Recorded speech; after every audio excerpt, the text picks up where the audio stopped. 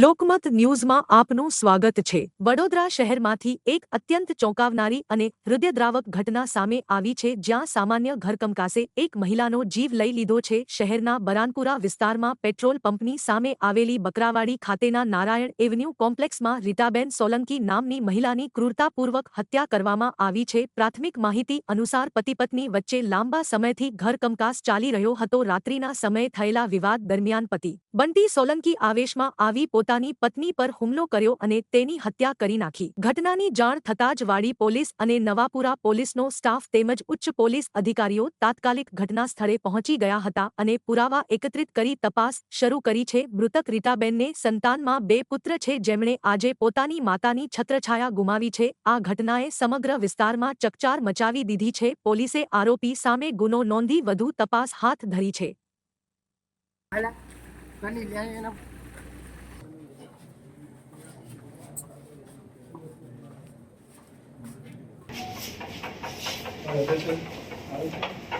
Gracias.